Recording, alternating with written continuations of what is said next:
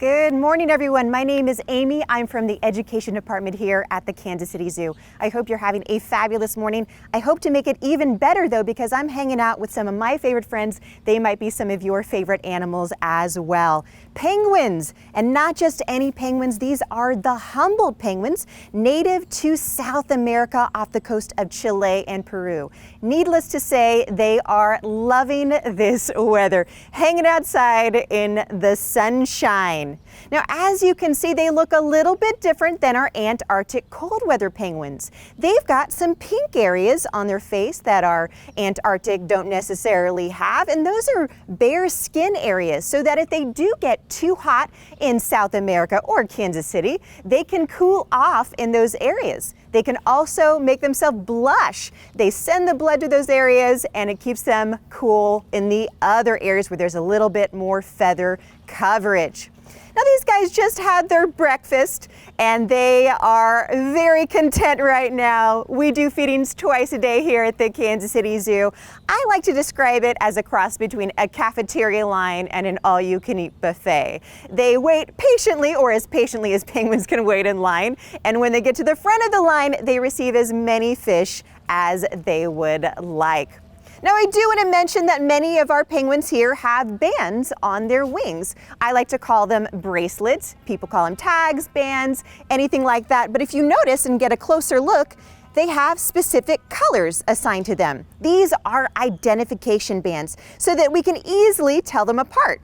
But this penguin right in front of you is Nacho. Nacho doesn't need a band yet because he was born just a year ago and doesn't quite have all the markings that are characteristic of an adult Humboldt penguin.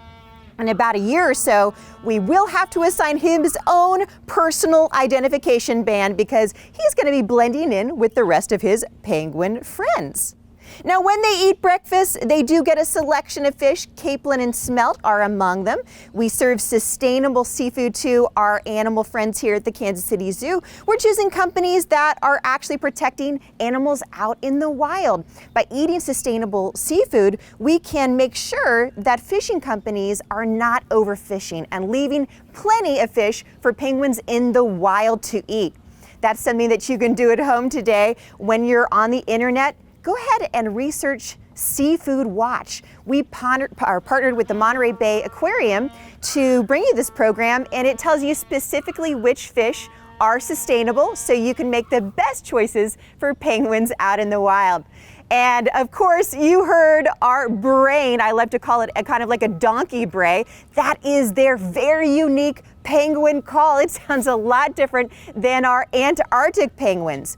Our Antarctic penguins often sound kind of like a trumpet sometimes. That this is definitely a morning brain call to communicate with their friends. It is nesting season here at the Humboldt exhibit, and we have specific areas where they can create safe nesting areas. Of course, in the wild, it would be a very interesting scenario because they would make holes out of something called guano.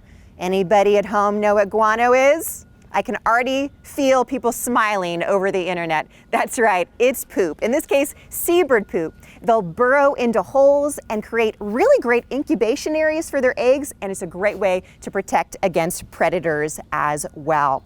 Now, if you have any questions throughout the day, go ahead and drop them on the thread underneath this video. We hope you're having a fabulous day today. The sun is out, and we hope to see you very soon at the Kansas City Zoo. Have a great day, everybody.